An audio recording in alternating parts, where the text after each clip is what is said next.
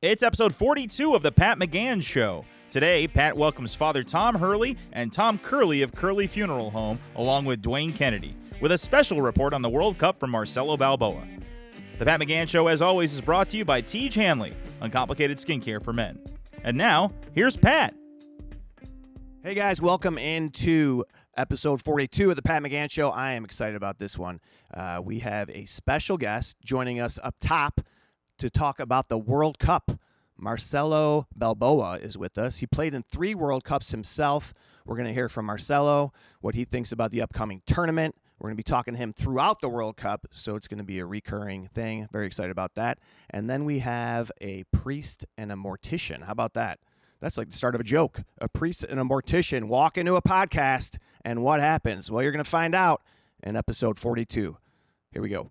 All right, very excited to be joined by Marcelo Balboa. Marcelo, you are a busy man, correspondent for the World Cup. You're working with CBS.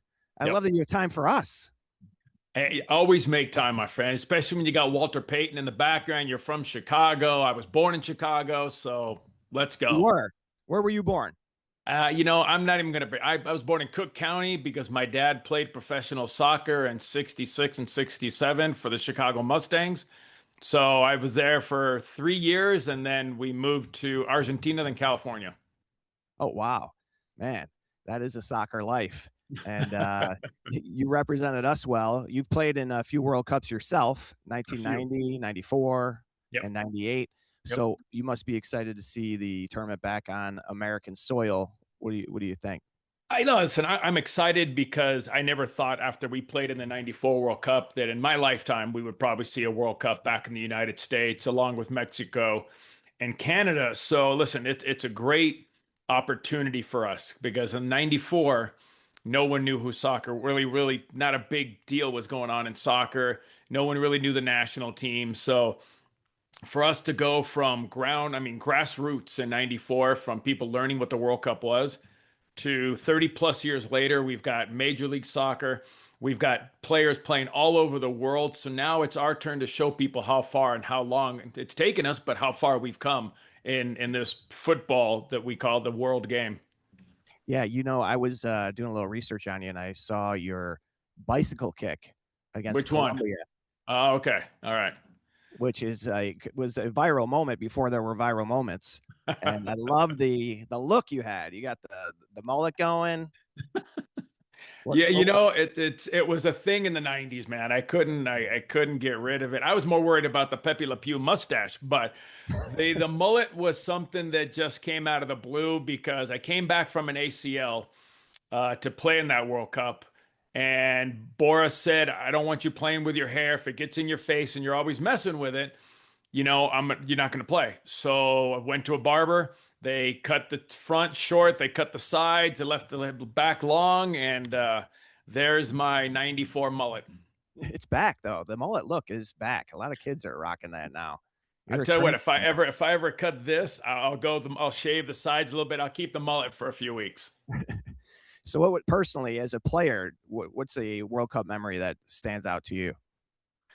God, there's so many, only because when you play in a World Cup is special as it is, but to be able to play in a home World Cup, I'll go back to the first one against Switzerland when we walked out at the Pontiac Silverdome with the roof on it, first game ever played in a roof stadium, and the way that stadium erupted, the way that stadium stood behind a team that they didn't really know. They stood behind a team that they were hoping could do something special. And the goosebumps, man, I'm telling you, we walked out and my heart rate was pretty normal because we've walked out in big games.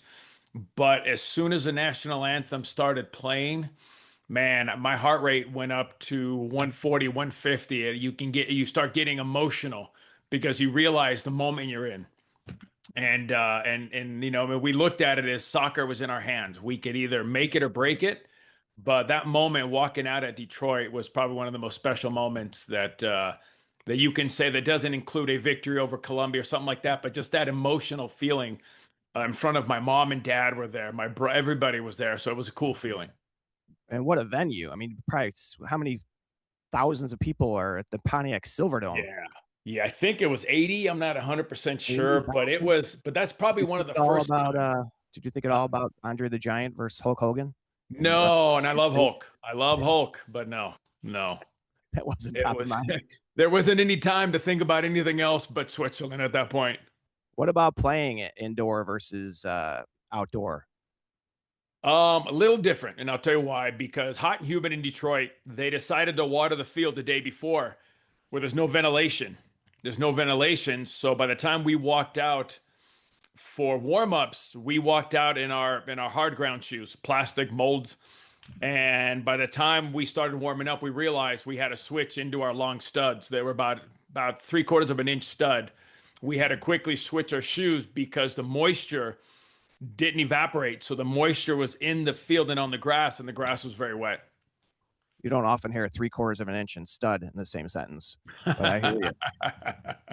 The expectations for the U.S. men's team this year. What do you think? Listen, I think everybody now in the United States knows what our Olympic team is, what our World Cup team is. We know what MLS is. So we've grown in 30 some odd years to become very knowledgeable and becoming one of the more popular sports in the United States. We are, I think, amongst one or two most sold tickets anytime there's a FIFA event overseas or here in the World Cup. So the expectation has grown tremendously in this country. So I think listening to people and talking to people and myself, quarterfinal, minimum of a quarterfinal this team needs to get to.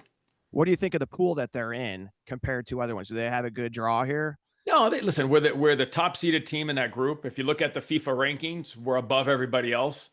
So should we beat Paraguay? Yeah, we can beat Paraguay. Should we beat Australia? Yeah, we can beat Australia. Can we beat Turkey? Yeah, we can beat them. We've already beat them before, except for Turkey. They lost last summer. But when you look at this group, you're playing at home. You have that home field advantage. You have the ability to have the fans behind you and that energy. So I'm going to stick to my expectations are this team to reach a quarterfinal. How do you not overlook a team when you look at your pool? Are you considering everyone in the pool, or are you really just like opponent by opponent? Because I imagine sometimes you're like, man, we got Paraguay, but then if we beat them, we got to, you know. You don't worry about you're not worried about Australia yet. You're worried about Paraguay because in a World Cup and a big turn, this is the biggest tournament in the world. There's no other besides the Olympics.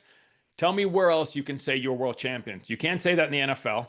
You can't say that in Major League Baseball, right? You can't say that in the NBA. So this is the biggest tournament in the world. The best of the best are here. So when you walk out of that stadium and you have that trophy, you are the best. You are the world champion. So you don't overlook anybody. In a World Cup, the first game is the most important game because you got to get a result. You got to get a win or you got to get a tie. You cannot lose. It's a must not lose game that day.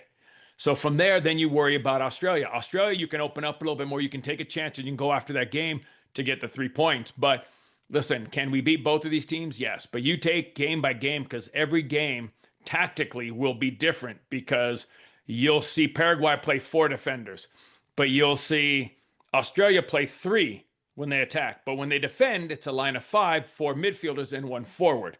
So every team is different tactically. So you can't worry about this here when you've got to get the result here. How are you getting people into the tent, the soccer tent, that maybe are still a little bit, casual fan, or they get fired up when the World Cup comes around? Who are the players that we should be excited about? Who are the personalities? Who's kind of the conversation of soccer these days? Listen, I don't think we have to drag anybody into the tent. Okay. Everybody in the world knows soccer. Everybody in the world watches soccer. So I think that the thing you're trying to do is hopefully you have an entertaining World Cup. You have a very offensive minded. You'll have teams that are attacking. There's some goals, and I think that's what we're all looking for. So when you talk about guys, this is going to be a great World Cup, but also a sad World Cup because as soon as Argentina gets eliminated, that's probably the last time we'll see Messi playing in a World Cup. When Portugal gets eliminated, if they don't reach the final, then that's a possibility that we won't see Ronaldo again. So there's a lot of players you can keep Unless going you're on down the list. Instagram. Looking Huh? at his, unless you're on Instagram, looking at all the thirst trap pics. Yes, yes. But for us soccer freaks, we'll say that'll be the last time. So, you're looking at guys like that. You're looking at Neymar. You're looking at Vinny Jr. You're looking at Harry Kane, what he did at Bayern Munich. So you're looking at Vitinho from Portugal. So you're looking at a lot of different players. You want to see what Mbappe can do with France. Dembele is another one. So you're looking at guys in different teams that they're already world stars. You're looking at Norway with Holland. You know what I mean? They didn't make the last World Cup. This one, he's in form. This is a dangerous team. This is one of the dark horses. So I think there's a lot of interesting teams. I just saw Curaçao the other day. They were arriving in the United States. They had the music on. They're dancing as they're getting off the plane. They're enjoying themselves. They're enjoying their atmosphere because, let's be honest, statistically, if we're going to be a better, their odds are very low to win a game, to score a goal, or to get out of the group. So they're going to enjoy every moment. So I think this World Cup, that's why it's going to be interesting. Do you have any other dark horses? Like, who are the teams that are on your radar? You mentioned the United States going to a quarterfinal. Yeah. Who else do you see in the mix? You know what? Everybody keeps talking about Mexico only because Mexico's playing at home. If Mexico wins the group, the next round game is in Mexico, so they won't have to travel to the United States yet. I look at Colombia. Colombia, they reached the last Copa America. They lost to Argentina. So you're looking at teams like that. Japan has been thrown out there a few times now. Could be a dark horse. Norway's been thrown out there as a dark horse. So, somebody threw out Ivory Coast. So there's a lot of teams right now. I don't think there's one team in this World Cup and when we talk about favorite teams, everybody, if you were to take a poll, I would say 7 out of 10 would say Spain right now. Spain and France are probably the deepest teams in this tournament. Let's say they get lucky enough and not have any injuries, those two teams are probably the two favorites right now. Yeah, it's gonna be great. It's gonna be underway when we air this episode. We'll just be starting the tournament. Are there some early round games that are must watch? I think right now the first one you want to see Mexico and South Africa. That's the first game. You want to see how Mexico plays at home. I think the other game, when you're looking at key games, is the U.S. versus Paraguay. I think those are some of the key games right now that people are interested in watching, only because we're all interested to see. Mexico's kind of been up and down, up and down. They're having a turnover of different generation of players. The U.S. has been called the golden generation. People want to see if the U.S. with Pochettino can put it together and make a special run. So I think when you start looking the first few days, those are probably the first two games that people will be interested in watching. Does our current team, remind you of any of the teams that you played on? No, not even close. Not even close, because of the advantage these young men have. Listen, when I played, there was no professional leagues, and no one in hell was going to take a chance on an American. And I'm gonna spend $1 million on an American player. Not even happening. So we didn't get an opportunity till after '94. After we played in the World Cup and we beat Colombia and we showed some things, all of a sudden we started getting a few not a lot, but we got a few phone calls that other coaches were interested, other leagues were interested in American players. Now, scouts from Europe come to the United States and come to our academy tournaments and are already starting to scout the 14, the 15, the 16-year-olds. That was unheard of in the 90s. So we've come a long way in 30 plus years. Yeah, but you set the table for all these guys and really we set a foundation. Yeah. That's it. Our goal was to set a solid foundation in '94 and let the next generation keep building on it. And listen, we've only had one hiccup. We've had one hiccup, and it's the biggest failure in U.S. soccer history, and that was 2018 when they didn't qualify for the World Cup. That was a huge setback for us as a country who wanted to keep developing in soccer. It sounds like a real family that you guys are really involved in. And you mentioned setting the table. Look at all the mullets out there. You've definitely had an influence. And we talked a little bit off. You mentioned being born in Chicago. Are you a Chicago fan at all? Buddy, I am. I'm not one of those guys and I wasn't there very long, but I'm a very loyal sports fan. So yes, I follow my Bears. Yes, I follow my Cubs.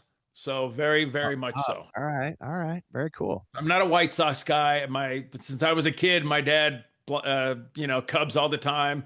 and the Bears back in the old days with the fridge and all those guys. So it was just, blue, baby, blue I and love it. orange. No, I love it, man. And I appreciate you joining us. We're going to talk again, right? We're going to get together throughout the tournament. You're going to We be will our get guy? together. Yes. Between my schedule at CBS, we will find time to have a soccer conversation, my friend. I appreciate it very much. And I know that the closest game that we can get to Chicago-wise is Kansas City. Yes. You think that's worth the Yes. trip? Let me tell you right now, the soccer culture in this country right now is great.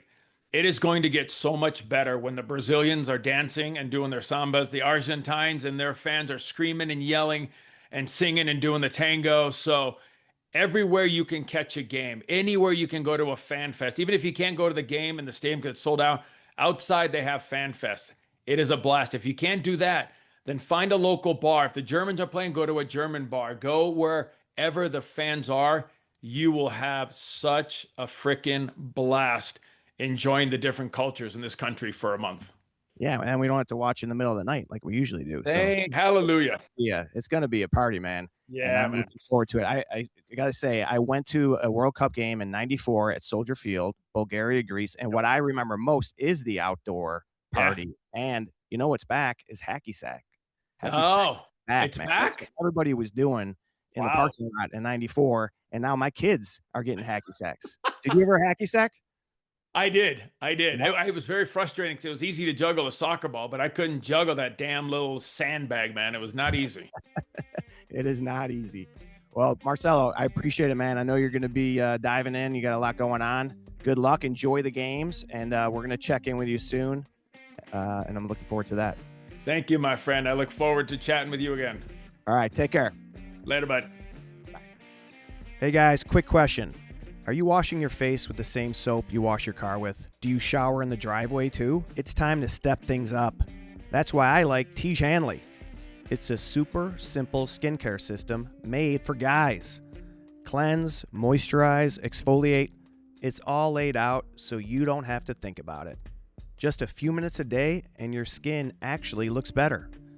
Head to Tiege.com/Pat for 40% off and a free gift. Start taking care of your face like an adult. That's Tiege.com/Pat. All right, this is a special moment. What a lineup we have today. We are gathering for the 43rd time, the 43rd in ordinary time. Is that what we say? We have Father Tom Hurley with us, and we also have Tom Curley, who runs Curley Funeral Home. Mortician, undertaker. What's the go-to title? Funeral director? All of them. All of them apply. All of them. Yeah, and of course, Dwayne Kennedy here. Guys, thanks for being here. You came in together? You drove together? We did. Hearse? No hearse. No hearse. Can't find parking for that. Get in the back. You can lay down. Do you ever take that thing out for... My friends have tried. They want me to. We can't do that. We were talking about you probably didn't watch the show Jackass. Maybe you've seen highlights. Johnny Knoxville. I mean, he's gone on to have a legitimate career. Yeah. But they had a gag they did where they had a hearse and they had a coffin in the back, and they'd peel around a corner and the coffin would fall out in the street. He's had that happen. All these people. Yeah, I'd get some calls. Yeah. Has that ever happened? There'd be some calls. Has there been any mishaps, odd occurrences, things like, oh my gosh, how did that? There's none that the public knows about. All right. Yeah. So that's why we're here. Yeah. Luckily, nothing like that. Nothing like that? No. But behind the scenes, there's always something that happens. That you got to adjust to. Yeah. Yeah. It happens. Yeah. You got to be like so many like rumors about your business because there's an intrigue. I don't know if you call it a morbid curiosity or whatever it might be. Yeah. I have that. I think a lot of people do. Especially our neighborhood, it's a big part of our life, the Irish Catholic existence. You're going to wakes, you're going to funerals, and it's always like in the back of your mind, like, what is that really like? Yeah. So you've been in this business for a long time.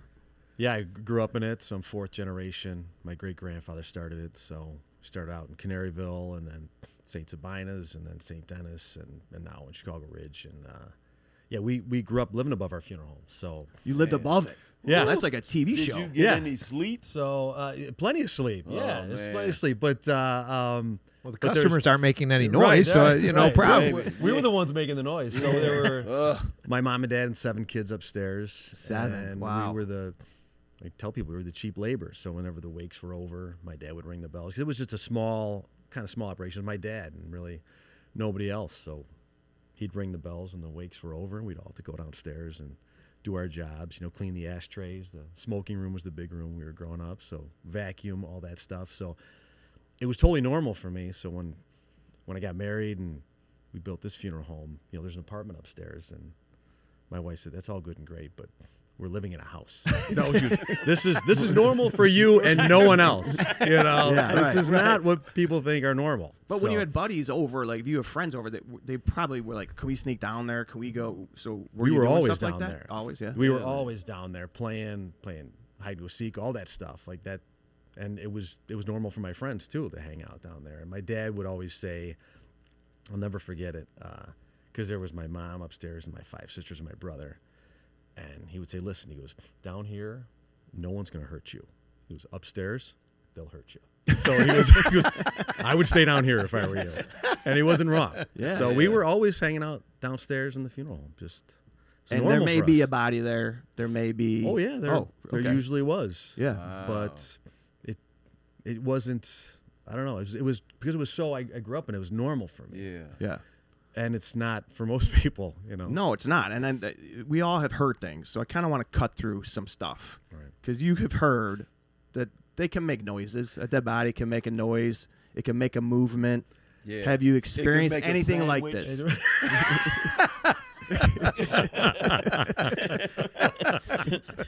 What's old man Garrison doing in the kitchen? I thought he passed 3 weeks ago. This is pretty good. They can make some sounds if you just because of air going through the lungs. If you move a body in a certain way,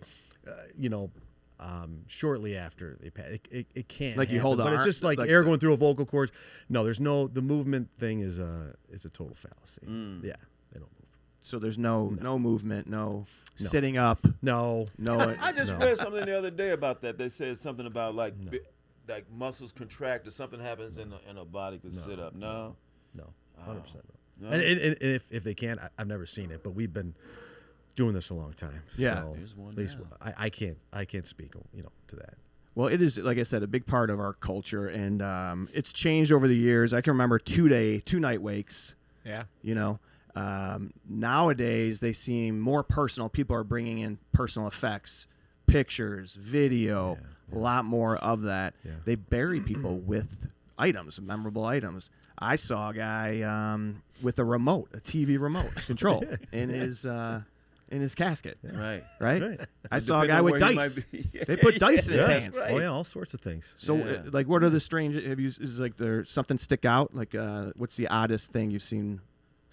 Well, I got to be careful what I say Yeah, because I don't want to. There's no names. No. Right. And by the way, the guy that had the remote was buried in like Zubas. Oh, Remember Yeah. the Zubas, yeah. like the sweatpants? Yeah. Like, I'm okay. It's pretty Yeah. casual You Right. ain't kidding. afterlife. Casual entry into the pearly gates. Right.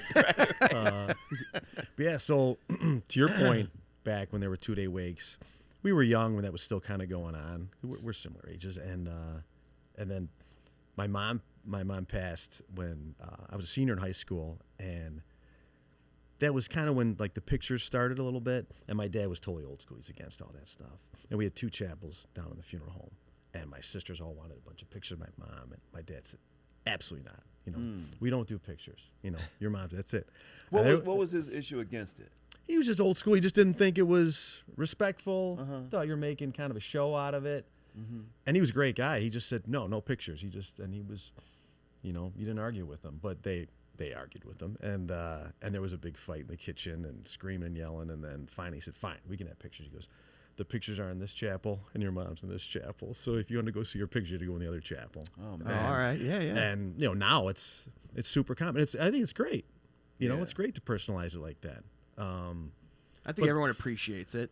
Definitely. And it makes it easier to have a conversation when you get to the moment where you have to pay your respects and speak to the family. People like looking at the pictures and I'd rather look at the pictures than the body. Yeah. Right. Yeah. No, the viewing. No, thank Right. you. I'll take your word for it. So I'll tell you one story that's I got to be careful, but it's not what was in the casket. This is one of the crazier ones. It's fairly recent, last few years. It was what wasn't in the casket. A family came in and the gentleman was a nudist. so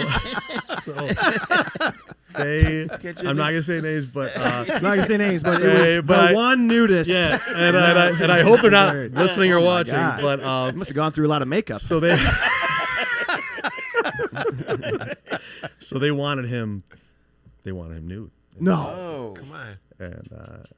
And they sat down and they said they go, so and so. We had to tell you he was a nudist, and when we took him in our care, he had no clothes on, and that happens sometimes.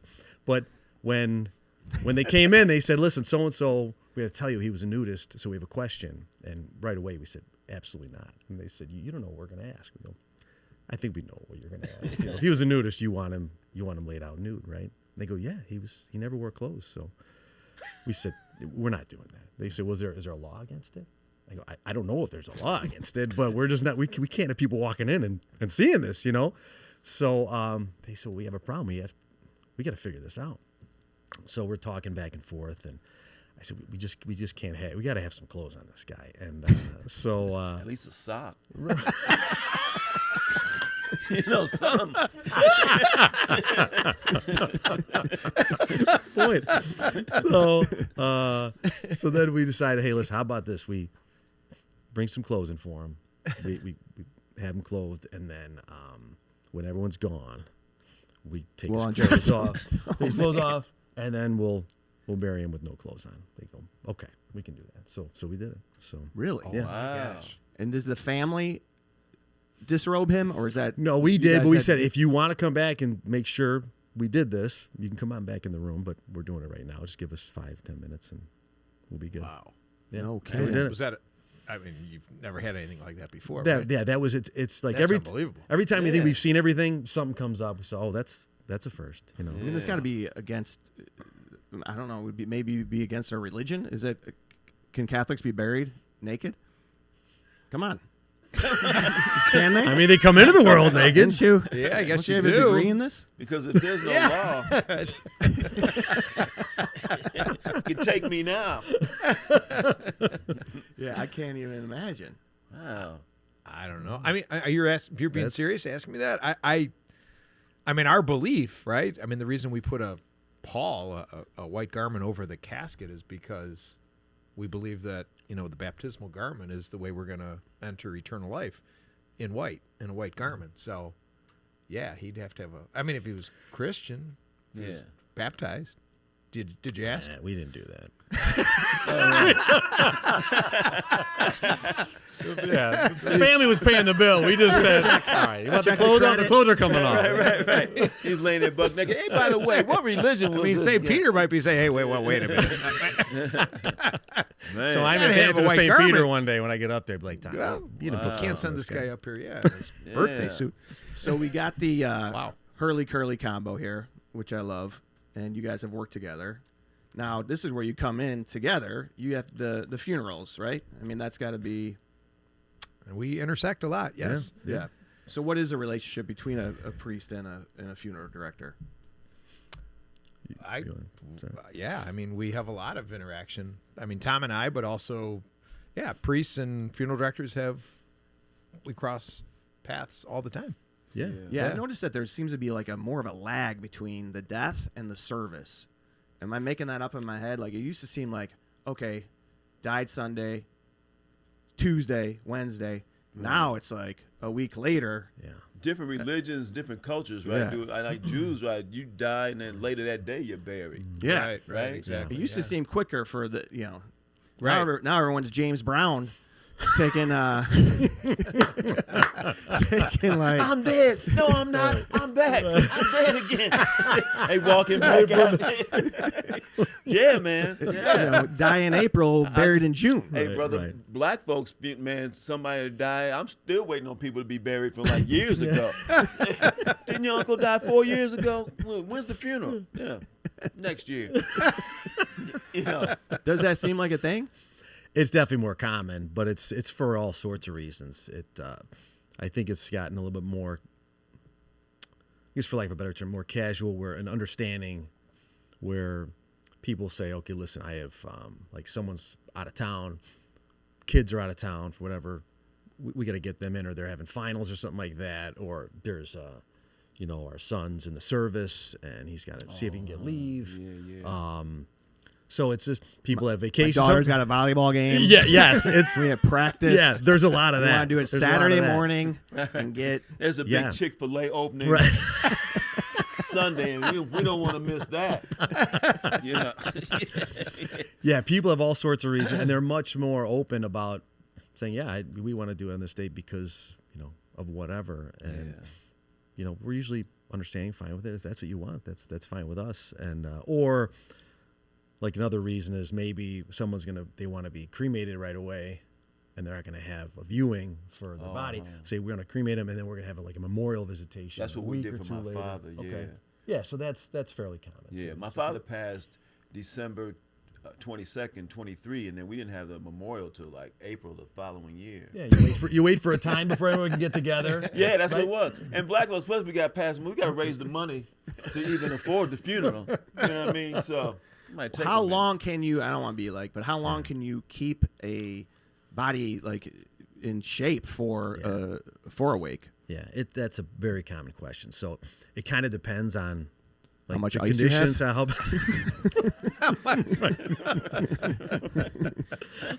Somebody go to Walgreens and get another. Get the large bag. It depends. Generally, like we like to say, kind of a week is week's kind of, it's not the max, but we try to do it within the week. But there's been even recently some people who wait 2-3 weeks. It's not ideal, but you have to embalm the body right away. Yeah. And there's different things we can do to try to delay. And how long does it take to embalm a human? That also depends. We'll say an hour or two, in general. But if there's an autopsy, stuff like that, then it's more involved. It could take several hours, depending on some certain situations. I don't want to get too graphic. Is that a one-person job or? It's generally a one-person job, but sometimes you need a little help if their people are a little bit larger. Are you still doing that, or are you more like the? No, you don't want me doing that. No? Oh, really? No. I mean, I'm licensed in it, but no, because I kind of run the business and meet families, take funerals out. There's just too much. You want someone. Growing up, we would have these terms where you're either going to be in the front or the back, and when you come in to meet someone, you want to meet with someone who's generally in the front, dealing with families, more personable, more understanding. The guys in the back, no offense, they're kind of a different breed. Right. They're great at what they do, and they want to do that. And you don't want us handling the bodies, at least embalming, and you don't want them meeting with families in general. Yeah. I don't want to disparage. So if we ever open a funeral home, Dwayne and I will be meeting the families. Would you be in the front or the back? I mean, what do you think? Eddie and Tom will be in the parking lot. I'd be selling hot dogs. I can't. Oh man, no. What would you be? What would you be? Front or back guy? I think front. Yeah, I think it would be. We had to be tag teaming in the front. I don't know who'd be in the back. Hey, Father's Day is coming up, and if you're still figuring out what to get the dad or husband in your life, I've got you. I use Tiege Hanley, and honestly, it's one of those things where once a guy starts, he doesn't stop. It's a complete skincare system, face wash, moisturizer, everything, laid out simply so there's no guesswork. Guys actually use it because it's not complicated. And right now, it makes a perfect gift. You can grab one of their systems, gift sets, or build your own bundle. Something they'll actually use every single day, not just shove in a drawer. Trust me, the dad in your life will thank you, and so will his face. Head to Tiege.com/Pat to check it out. That's TIEGE.com/Pat. My dad's uncle, my great uncle, and it still is named McGann Funeral Home, had a funeral home business. Yeah. So I was always very intrigued in this stuff. And when I grew up, my backyard was a cemetery. I grew up right behind Mount Olivet. I didn't know that, We would hop man. the fence. We played in the Semo. Wow. You know, that's where everybody hung Yeah. out. Oh yeah. You know, you start off playing baseball there, and then in high school you drink in there. Right. Right. That's where the keggers were. Yeah. I mean, that is it's a social thing. Yeah. Man. but But that's an essential. The thing is like you have an essential job, like one of those jobs that nobody wants to do, but somebody's got to do it. Right. Yeah. And you're on call. Like, you could happen Someone's always anytime, on right? call. Yes. Yeah. So for a long time, I was on call because we were just when I came into the business, we were on 79th Street neighborhood chain, so we were actually renting from McGann's for 7 years. So we hung our license there. We were there all the time and operating out of there because we didn't have a building anymore. We sold it in 2001, and I wasn't in the business yet, so my dad was kind of slowing down running it. We weren't doing much business, but just close family and friends. What were you doing before this? I was, when I got done at U of I didn't finish at U of I, but I had a couple tours down there, and then Had a lot of fun. Yeah, right. I had fun. And so then I went to work down at the Chicago Stock Exchange. My brother was down there, and so I was a clerk and a floor broker for 10 years down there, and didn't really love it, but it was something the money was good, and so my path wasn't linear. There's a lot of turns, lefts and rights to my path getting back into the business. I always loved the business, but I was down at the Chicago Stock Exchange for 10 years, and got married, had a couple kids, a couple daughters, and then a third on the way. And then I just had enough of that place, and I decided, I want to go back in the family business. And but it had dwindled to next to nothing because we didn't have a building anymore. So I was your family kind of like beckoning you to come to? No, kind of the opposite. My dad just thought it's over. We're gonna close up shop. And I'm the youngest of 7, and nobody else wanted it. But I always liked it, and I thought there we could revive it. And but so I asked my wife and my dad at the time, what do you think of me going to mortician school after 10 years? I was 32, and they said, all right, but Worsham's a mortuary college that everyone in my family went to. It's up in Wheeling, but it's only during the day. So, I had a house and kids, and I couldn't just go to school. I had to work. So then I saw Malcolm X had a mortuary science program, a night program. So I enrolled there, and I just told my wife and my kids, I'm probably not going to see you for like a year and a half. I went to work, the train on work, and then went to Malcolm X, and that was an experience. It was me and like 15 to 18 black women. And wanted to be morticians. And so they were wonderful to me, and they were also my private security team. They walked me to my car every night after class, and it was great. Make sure they didn't have to take you and bring you in as a homework.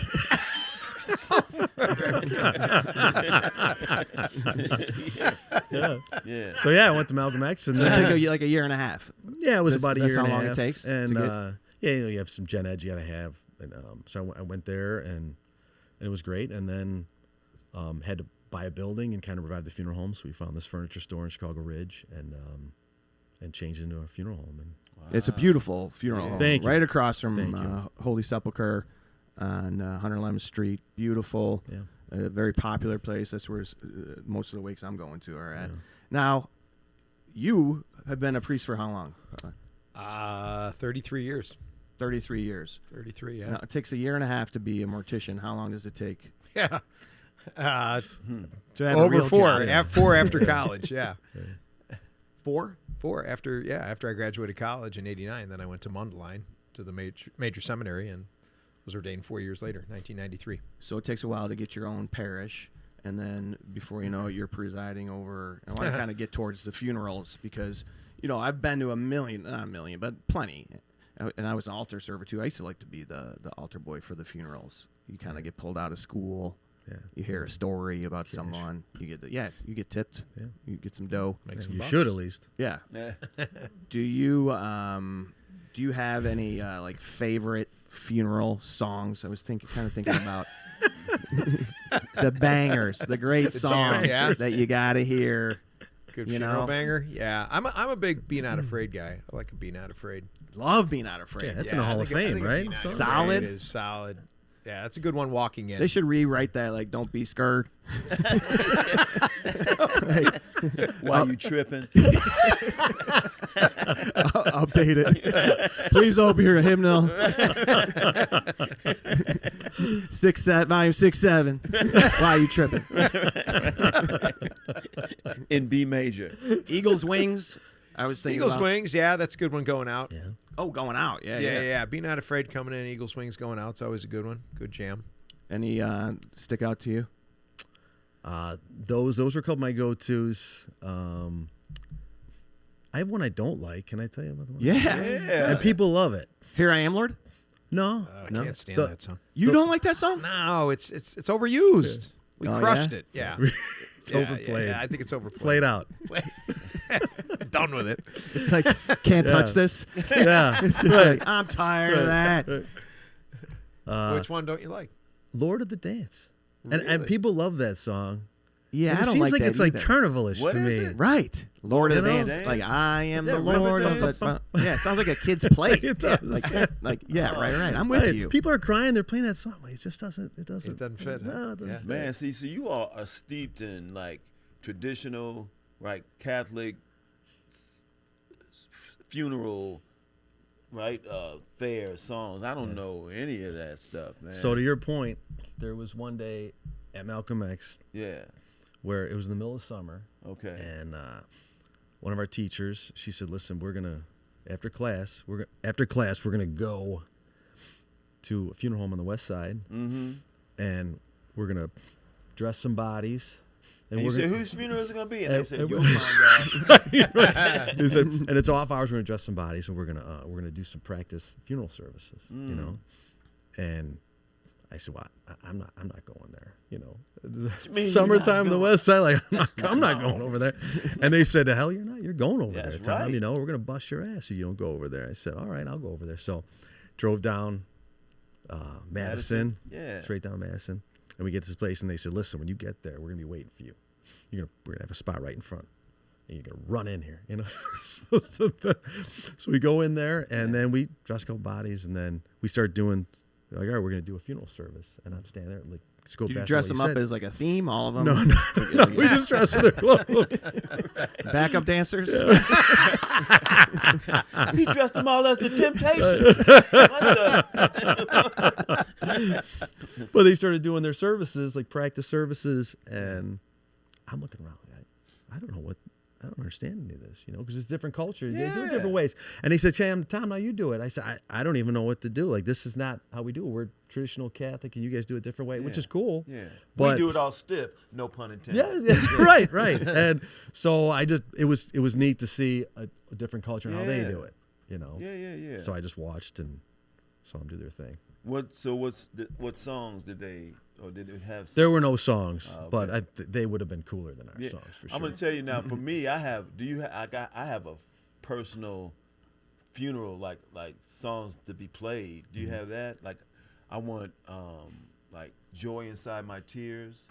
Stevie Wonder. You ever heard it? Oh yeah. Yeah. "Sail on Sailor," the Beach Boys. Oh, yeah. Nice. "Last Train Home" by Pat Metheny. I got a whole list made out. You know. You're all set already, huh? Yeah, I'm set. See, we have to have, like, you can't have the... Yeah, you're not held to you can play whatever you Mainstream. want, right? Pretty much. Well, I guess so. Yeah. I mean, I was baptized Catholic, but I resigned. Yeah. You know what I mean? Yeah. We're going to get you back in. That's what we're doing today. Why do you think I'm here? This is an intervention. We're going to baptize This whole thing Dwayne. was a ruse. This is Second not dip. even a podcast. What the? Yeah, you can be handcuffed a little bit. You got to be liturgical, right? Or what are the rules? Yeah, that's certainly one of the issues, you know, is that in the Catholic world, you know, a lot of places play pretty hardball, in terms of, songs have to be kind of appropriate Catholic hymns, as opposed to stuff from like Stevie Wonder or, the Beach Boys or something, it's got to be.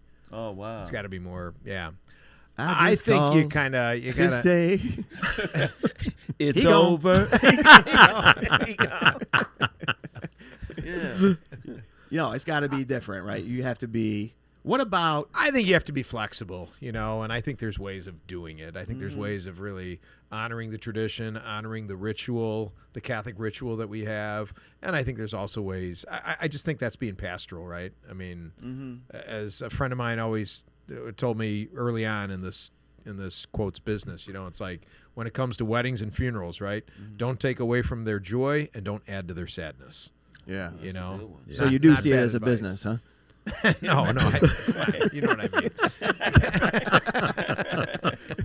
No, but when my grandpa died, I remember, he really loved the song "Send in the Clowns," just for whatever reason.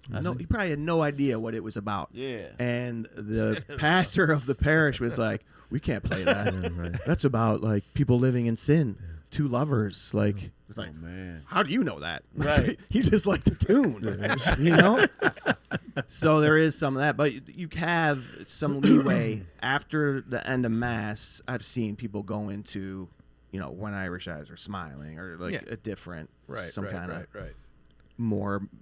Yeah, like I said, I think there's I think there are ways that we can be flexible. There are some places absolutely not. They draw the line, right? And Tom's probably seen it more than I have. Oh, it varies by church to church. Yeah, it's not just one universal rule. It's more individual parish. It kind of depends on the parish, the pastors, pastor, and the music director. Hardline, than other guys. Yeah. So you're like, Hurley will take a nudist. We're good. I know. I got the perfect guy to take this nudist funeral. Buck naked, fine. Stevie Wonder, I don't know. Okay, all right then. What about the eulogy? Because there's rules about that too, right? Yeah. So again, it depends on church to church. Yeah. I tell you, I've been, as I said, 33 years in this vocation, not business, in this vocation, and I tell you what.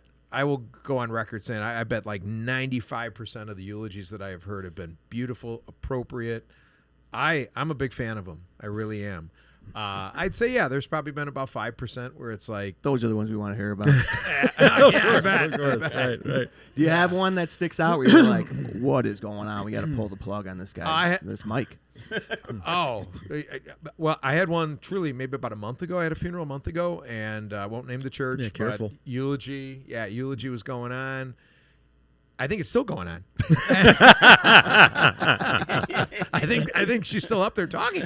I mean, it was just unbelievable. I think it was a good 45 minutes. I don't know. I mean, it was just, I was like glancing down. I was like, bring this plane in for a landing. Right. Was it a sudden, unexpected death? No. The gentleman was in his upper 80s. He had suffered from dementia for several years. Good man, really, really good man. But oh my gosh, this eulogy just really kind of took the wind out of the sail. Even the dead cat said, "Wrap it up."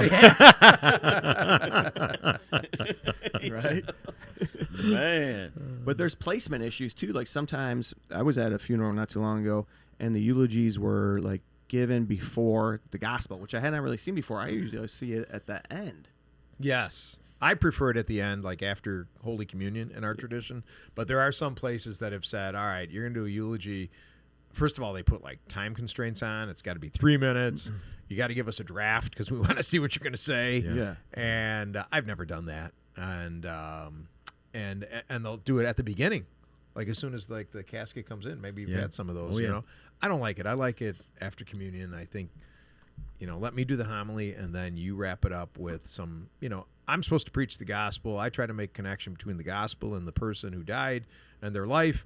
And then if somebody wants to do a eulogy and talk about their life and tell some stories, that's all good with me, But I wanted to ask you get that about across the board. I'm going to ask you about the gospel.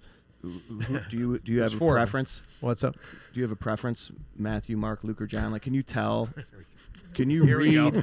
Can you read? Here we go. Can you read something and be like, oh, that's Luke? or that's John. Like, do they have a voice to you, like a personality? They do, actually. It's funny you say that. Yes, because that's I'm the whole prepared for this conversation. He has notes. He has notes for questions. cheat sheet. No, I mean, and especially when people say, "Hey, when I ask them, like, did you pick out any readings for the funeral?" And they'll say, "No, could you help us?" And I say, "Well, let's talk about him first, or her." So we talk about the person, and then I was like, you know what? This could be a really good text, that we could use for, your loved one's funeral. So, yeah. So, I mean, after 33 years, you get a little bit of the hang of it, in terms of what gospel text you feel would work best at this funeral. So who do you like? Do you think is one of the better writer of the four? Do you have one, or no? They're not. They're gone. They're dead. They're not going to be offended. It's all good. I particularly think John's gospel, I think, has some really good texts that I think that work well. I think, and if you look at the ritual book, actually, I think most of the suggested readings, I think, probably come more from John's gospel. Yeah. Yeah. What are some of your favorite stories or favorite gospel? Yeah, favorite gospels. Like, are you like a fish and loaves guy?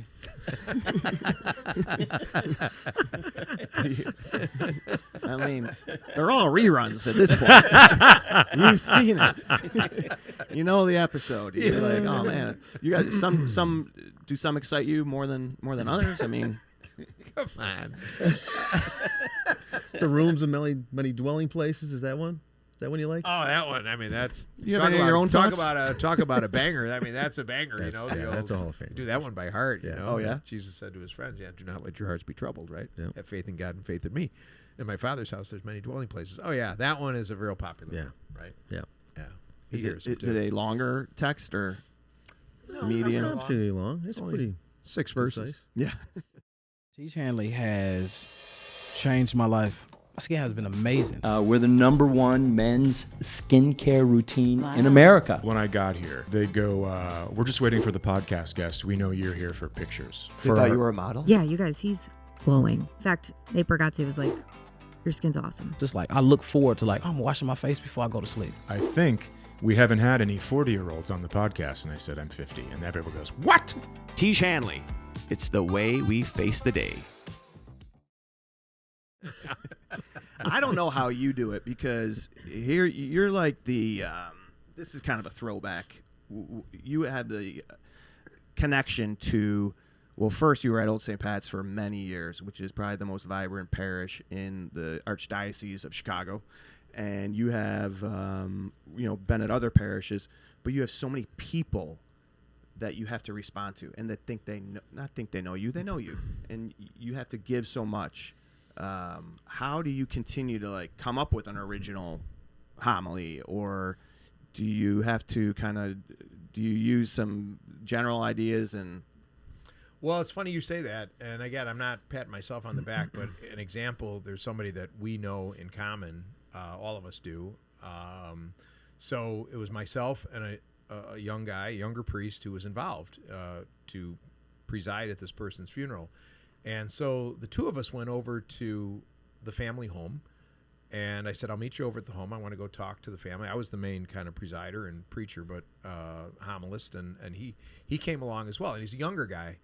And so I was there for about, hour and a half, and we were talking about, I just wanted to learn more about, I knew this person, this person, but I wanted to learn just a little bit more, and so afterwards, we're walking out to our cars, and he said, that was really helpful. That was really good. This priest said to me, and he goes, do you do this for every funeral? I was like, well, yeah. Don't you?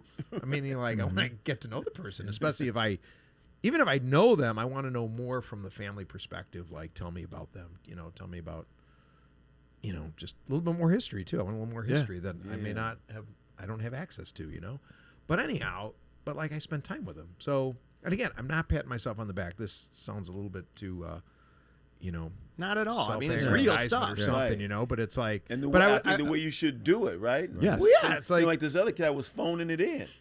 Yeah, I was just kind of surprised when he asked me, do you do this with every funeral? I was like, that was really helpful. I was like, yeah. Like, what do you do? How do you get ready for a funeral? I find it to be one of the most sacred things that I do. The funeral. Yeah, absolutely. You know, weddings too. But as I've said, and again, you know, weddings and funerals are the biggest coming together of the most unchurched people.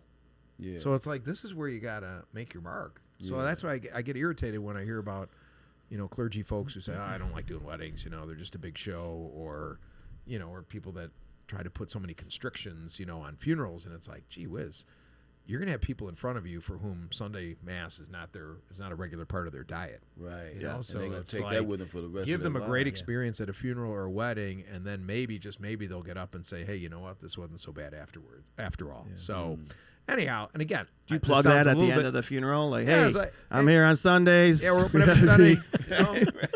Be good to your servers, you know. Tip the waiters. We're open every Sunday. Does how a person passed away ever inform how you service that you give? Oh yeah. Like if he died robbing a bank, do you quote from like "Thou shalt not steal"? Or, I told you what was gonna happen. You know, that's what you get.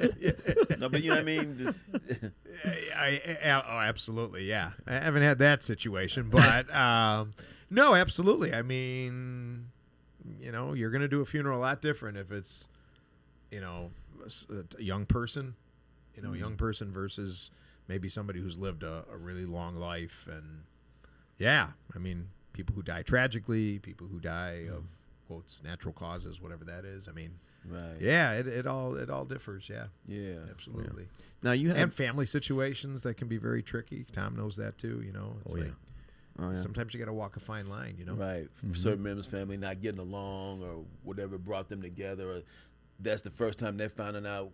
What? I got more brothers and sisters. And another dad and 6 more mothers. What the, you know, right? Everybody's coming out. Yeah, like at Bob Marley when he passed, and they said that all of a sudden they're like kids got together, didn't even know, you know, all that kind of. Yeah, it happens.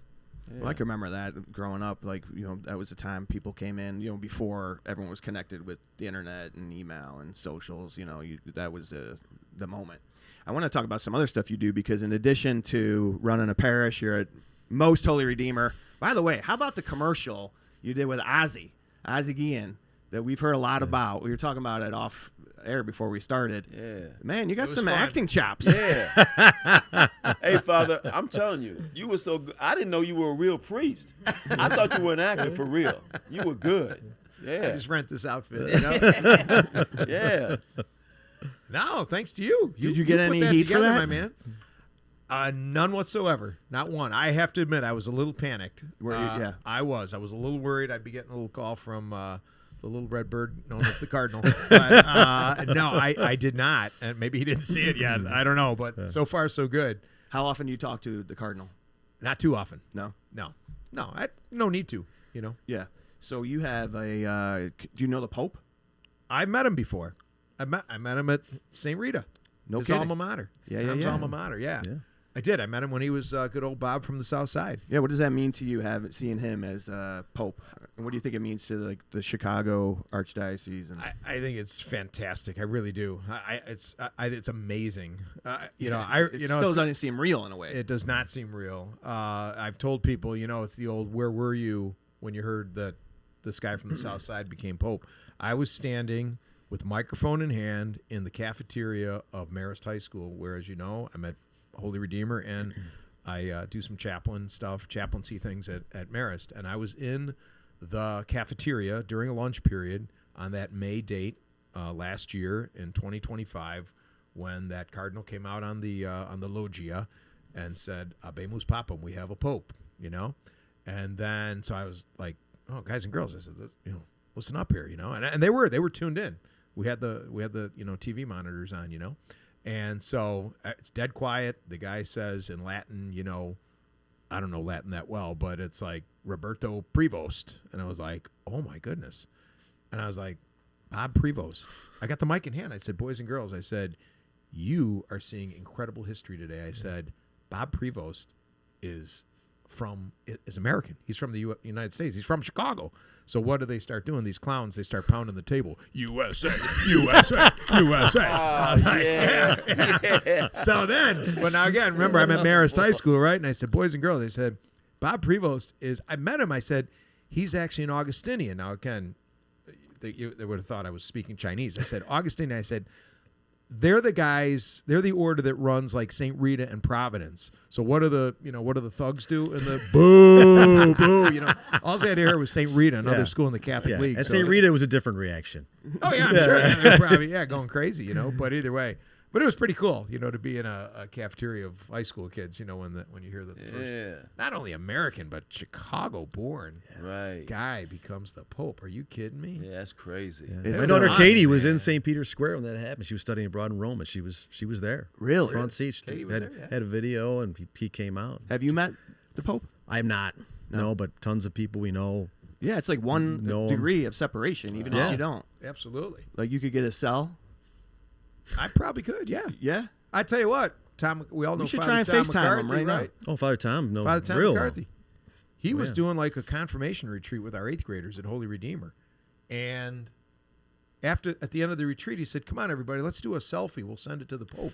He sent it to the Pope, and the Pope responded and said, oh, wish them well on their confirmation. Really? Yeah, did a selfie with these kids in the gymnasium. That's at pretty Holy cool. Redeemer. Yeah, it's not bad. Yeah, you do some other cool stuff too. You're a chaplain for the Bears, Chicago Bears. You are? Oh, yeah. Sort of, yeah. Should have opened with that.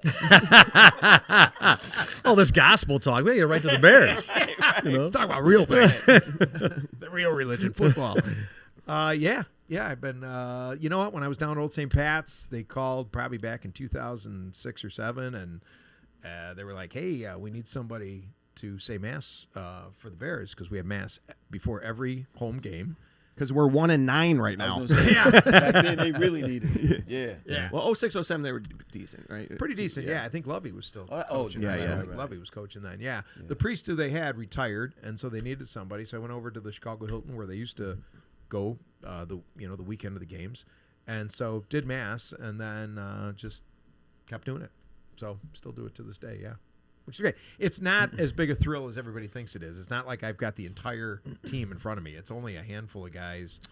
A couple of a couple players who are Catholic, and some coaches, and maybe sometimes some of the McCaskies, and but I'm in one room, and then they do have a reverend, a chaplain in another room, for a chapel for another service. Mm-hmm. So they have options. They can either go to the reverend's thing, or they can go to. Can you get us tickets? Can you get us on the field before they move? Can you pray that they don't move? Can we join hands and pray that they don't move to Indiana? Oh yeah, absolutely. You think they're going to do that? It sure looks like that, unless somebody intervenes or intercedes. Right. It looks like they're going that way. Yeah, that's crazy. Yeah, we got to get him on our side. Pope's from the southeast side, man. It's quicker to Hammond than it is to Arlington Heights. That's absolutely true. Yeah, south side is. It's good for us. Yeah, it's good, but I hope they don't move to Indiana. Oh man, I don't think they are.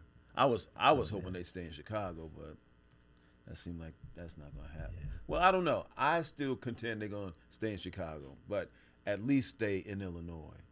I do. Yeah. I think they're going to Arlington. I hope so. So you think they're going to go to Arlington? I still do. Do you? Yeah. I wonder if whatever, I don't know, special session or whatever. I mean, somebody's got to pull some strings pretty fast. Right. Because I was listening to that mayor of Hammond, Indiana, McDermott, and he's. Were you listening to Score this morning? Mully and Hall? I was, actually. Yeah, I was listening to that too. I wasn't sure if you're supposed to what talk a cool about priest. another man's station on a podcast. We just had Mitch Rosen on last week. Oh, he's the guy. You don't listen to the pod? No, I know, but I didn't know if you were supposed. I do, of course I do. Is he on trial? I'm just saying. I don't know if you're supposed to mention another guy's station on another guy's podcast. I don't know. Yeah, you can do it. Mention whatever you want to mention. I know you're real sensitive. No, it sounds. I'm hearing that there are more people going to church, and that the Catholic faith is growing right now in our country. Are you seeing that? Feeling that? That's what I'm hearing as well.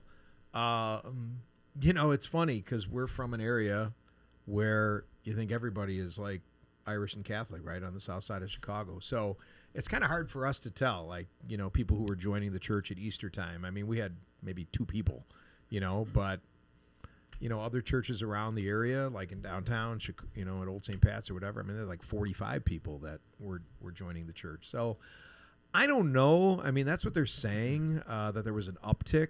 I don't know if it was just, is it because of the Pope? I have no idea. I do believe there. Let me say this. I believe that there is a resurgence in terms of people's desire to engage spiritually and with the faith. I see that really at a high school level, believe it or not. I see more of our student athletes that are really into their faith life, and some that have taken their own initiative to start a Bible study and on their own, and so I'm kind of picking up vibes like that. No. I'm not convinced that we're getting like big surges in numbers in terms of people in the benches on Sunday. At least at our, I mean, we've increased our numbers, but could you make the chairs more comfortable? I'm trying. I'm trying. We're trying. How about to those kneelers? Trying different pads. Kneelers are rough. Look how we rolled it out today for you. Pillow, cushion. Something that Can we borrow these? A little bit. Can I borrow these at Redeemer? Right. What size is our archdiocese, and how does it compare to? Well, we are, I believe, the third largest diocese, third largest diocese. I think we're after New York and L.A. L.A. is the biggest. Oh, it is. Really? Yeah. Los Angeles is the biggest, and then I think it's New York, and then I think it's us. I think. Okay. Yeah. Where's And Boston then at in that? Boston is not as many. It's up there, but it's not as many. Yeah.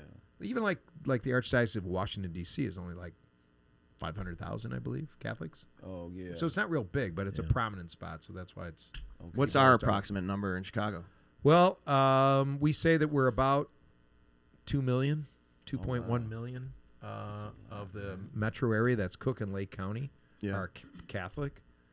But again, if you look at what we call the October count in terms of people who go with regularity on Sundays, it's only about 500,000, 600,000. Wow. So I mean, that's not. That's why I'm just wondering about this. They're all going to die.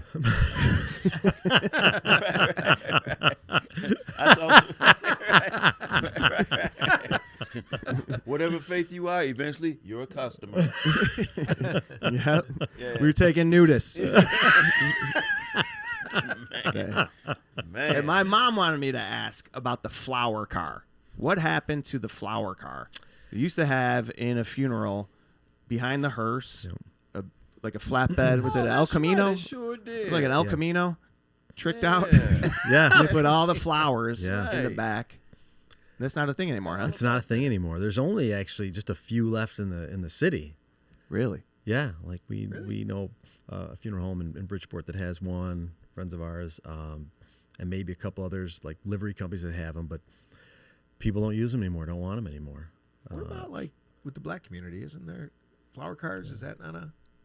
I haven't seen them. No. It's big in the Asian community. Use them a lot. Yeah. actually. Really? Yeah, No kidding. Yeah. it's still fairly common. But we were talking about, like crazy funerals. Do you remember, this is years and years and years ago, where they buried this brother Fluky Stokes, in his, you know about this? Oh yeah, Steve Ray Vaughan wrote the song about it too. Okay. Yeah. Willie the his- Wimp. Yeah, in his Cadillac, Yeah. right? Sitting up. Yeah. Sitting up. Cadillac coffin. Yeah, you know how the brothers do. Buried him in a Cadillac. Buried the car? No, it was the casket was made to look like a Yeah. Cadillac. Oh, it was like really? tricked out like a Cadillac. Yeah. And he was sitting up. Yeah, with Oh, the my steering God. wheel. Sitting up in this Yeah. Yeah. casket. Yeah. With his hands on the Fluky wheel. Stokes. Yeah, still on duty. Yeah, Willie Fluky Stokes. Yeah. I've seen, and it has gone viral, people that are propped up. Like you go to a viewing, and they're sitting in a chair.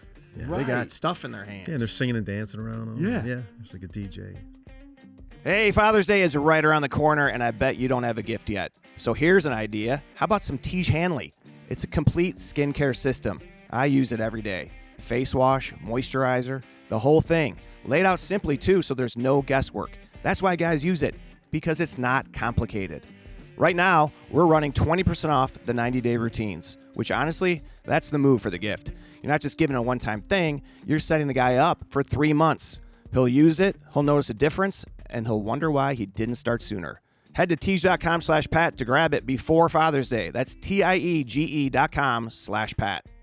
Have you had any requests like that? Anything like? Not really. Not really. Are you seeing any changes, trends like technology, or more cremations than you used to see? There's more cremations for sure, but there's still a lot of viewings. Like instead of just a cremation, they'll still want maybe a viewing and then a cremation afterwards. Instead of being buried, a lot more people are deciding to be cremated and then doing all sorts of stuff with the ashes. You know, some people bury the ashes, which the Catholic Church wants you to bury the ashes.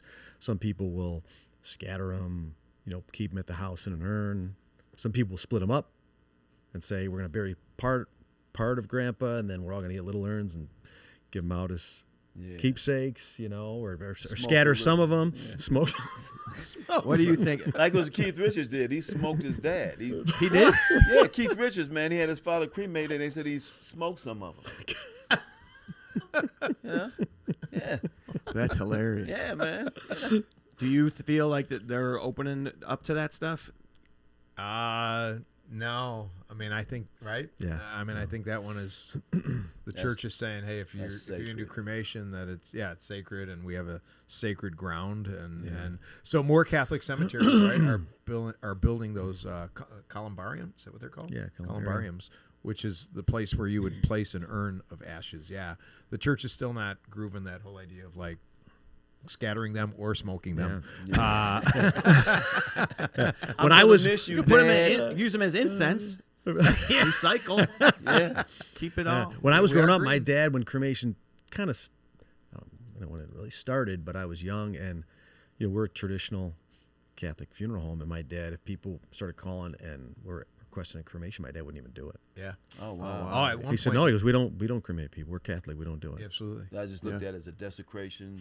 Yes, that's exactly right. The Catholic belief was that the body is sacred, and so therefore the body should be, reverently, buried and not cremated. So there was a point in time where the Catholic Church was totally opposed to cremation.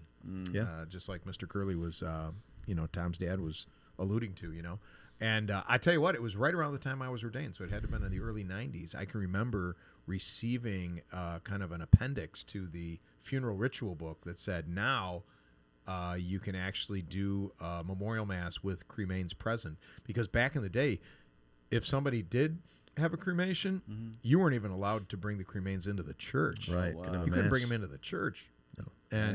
And so it was somewhere maybe around the early 90s that the church must have kind of lightened up on that or loosened up on it. And so that, because I remember receiving an appendix that I still have today in the back of the funeral book that now allows for that. And now, of course, as I just said, we've got Catholic cemeteries that are building, special places for urns of ashes. So It seemed like takes a while for the in church certain to parts catch of the up. country, that's all you see. Like you go to California, it's, I don't know, it could be as much as 90% people get cremated. I wonder what it is like places like New Orleans. Well, Because I hear about New Orleans where it's like, Oh, because you can't bury into the soil there? Yeah, Yeah, because they're above ground. yeah.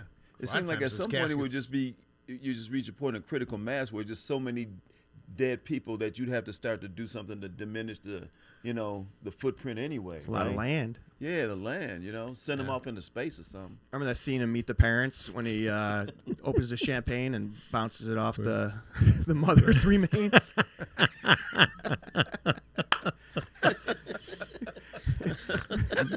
You remember that? That is one of the funniest things in cinema history. we had a few years ago, my wife's grandpa passed away, and I'm probably gonna get in trouble for this one now, but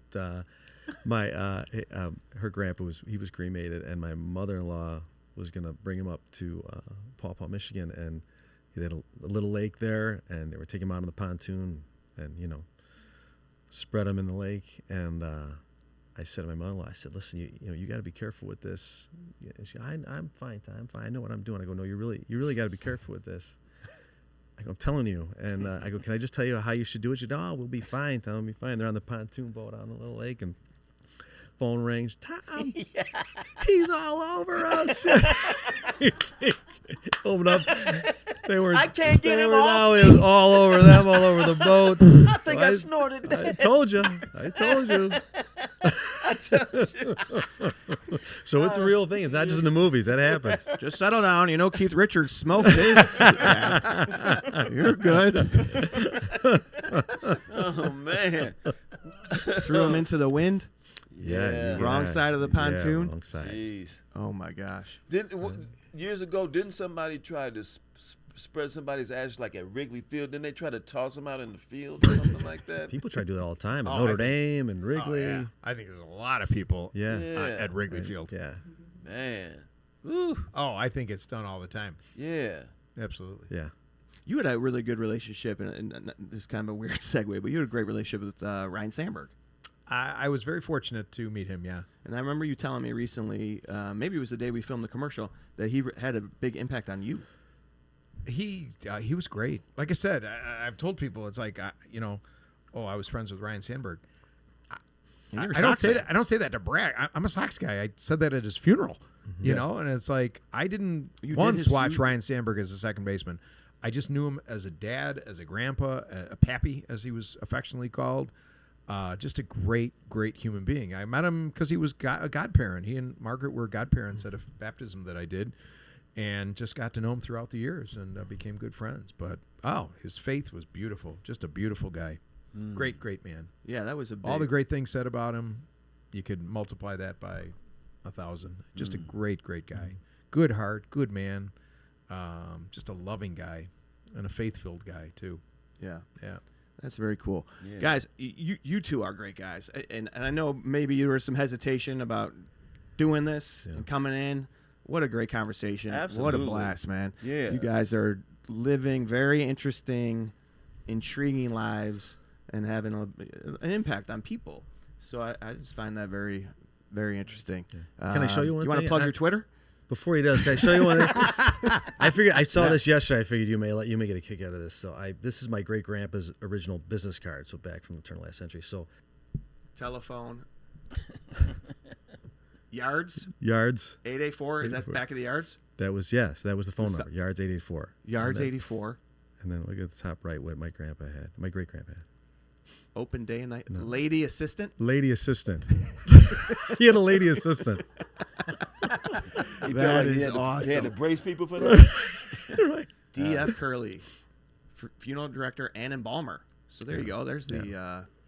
And what was the address here? 4323 Wentworth? Yeah, that's the original Wentworth one. Avenue. Yeah. What year was that? Wow. 1897. 1897. Yeah, see that on your sign. Okay. Yeah. On I was Lemon expecting Street. for you to read some That's your separate. grandfather? That's a good substrate, too. That's a nice, that's like a 12 point. Yeah. 1897. Nice board. I used to sell paper. All right. Honestly, do you do anything on social media? Are you allowed to? Yeah. Yeah. Yeah. You're on I'm Instagram? on Yeah. I see Instagram. you I'm on an there. Instagram guy. Yeah. Yeah. Plug it. What's your handle? I don't even know. Don't you have a lady assistant they can help? Lady assistant, yeah. None. That's my phone number. You gotta get one. Mary 3 5522. Yeah, what is it? I think it's Thomas J. Hurley. Thomas J. Hurley at Thomas J. Hurley. Yeah. On Instagram. And also on X or Twitter or whatever we call it. Yeah, right. I'm going to be shameless, too. Remember our alma mater, right? Marist High School. Oh, yes. Yeah. Dude, I want to talk to you about the Big Fest. Yeah, July. Fest coming up. Yeah. That's why you came on. Yeah, that's the only reason I care about him. Well, Big Head Todd and the Monsters, right? Big Head Todd and the Monsters, July 18th. Yeah. Over at the stadium at Marist. I've been to this event. I hate to be out of town this summer, but I've been to this event. It's a blast. It's a good time. Yeah. And this is what year is this? It's going to be our 5th one. And it's kind of like a spin-off of the old St. Pat's block party that used to be a huge part of, right? Yes, exactly. I was down there for all those years, and we had a good time with it. And so the playbook is really complicated. You get beer, and you get some, bands, and you get people together. It's a really complicated process here. You know. Who else is playing? So, who else you got? In the lineup? Eddie Ninevey. All right. Eddie 9 Volt. They're in between. But they were going to start off with the Backcountry Boys. So our good buddy Kevin Joyce, his kids. Yeah. Michael Joyce and his gang coming up from Florida, and they're going to hit a bunch of spots in Chicago. They're really good. They've really matured. They're a great young band. So they're going to start us off at 4:30, and then we'll go to 10 and we'll have a good time. And the Big Head Todd is coming in. Yeah, they're the headliner. headliner. Yeah, that's great, so man. We'll come on around 8 o'clock. I love that. You're doing funerals, weddings, booking fests. Mac and Marist band, buddy. Yeah. We play at wakes and funerals. Tom, to plug your social media. Or the biz, the funeral home. Yeah. Curley and Son. I don't even like to plug Next it. time you drop I'm now. leery about plug. It's Curley Funeral Home, Chicago Ridge. Yeah, we don't do any social media. Okay. Yeah. Just out of the dignity and respect of Yeah, it's just That would be kind of hard. How do you do social media? I'm sure for, places do it. for a I'm just funeral home? always leery to do it. Yeah, I got to do some commercials, like some local commercials. Will Ozzy do one for us? Yeah, we'll get, Dwayne and I will write some ads for you. Yeah. That would actually be fun. We could put some ads together. Yeah. No, Curley Funeral Home in Chicago Ridge on 111th Street. It is, like I said, it's beautiful. It's very modern. Thank you. It's one of the nicest buildings we got on 111th Street there. When you're buzzing down, would you say? Right across the street from where Mayor Daley is buried. Holy Sepulchre. You can see his headstone from the the street. This guy doesn't need any plugs. He doesn't need any advertising. Yeah, but I mean, truly, No. in The the customers business, just keep on he coming. really is one of the best because he's got a kindness and he's got a great staff that they do really, really well. With families, and again, we're working together on it. So you hear that? really One thank of you. the best. One of the best. Right. Right. We're just trying. We're trying. Tom, He's do decent. you mix with all are you in touch with all the big other funeral people in the city, like the Leaks and the Rainers and Like we know some of those guys. There's conferences and stuff like that. I Yeah. don't go to a lot of them, but it's hard to connect. We're all doing our thing, so it's hard to get together. Yeah. But sometimes there's conferences where we get together, see some people. So yeah, we know a lot of the same people. What about those women that you went to school with? Do you still stay in touch with any of them? Not for a while, but for a couple years afterwards, I talked to them here or there, see them here or there, and they were wonderful. That was just a great experience in my life, and I got so many stories about just that year and a half or 2 years of Malcolm X that I can't tell right now, but We'll they're read great. it in your book. You mentioned these. I can't publish it until I'm gone, though. Oh, okay. Yeah, because then I'm going to get in trouble if I name names now. The conferences you mentioned, I was saying I sold packaging, I sold paperboard, but I sold bags and custom printed bags. And one of the markets that we went after was the funeral home market. Yeah. We sold reusable bags. So when people started bringing all these personal effects, they would then leave the funeral home and be like, "Oh, we got all this stuff." Yeah. So we Cards were and selling stuff. printed with the funeral home name. Really? Actually, it was not a bad. And I went to all these conferences where there are just booths after booth of display. Furniture for the funeral home, clothing, music, video stuff, hearses. And we had a booth there. And it was fascinating to me to see all the different, because actually the casket too, one of our biggest customers, and I went to Batesville. Oh, in Indiana? I went to the plant. It's like they're making cars. It's like an assembly line. Yeah, it's I went to big. York, the one in Richmond, Indiana. Yep. The inside of the casket is a ton of paperboard.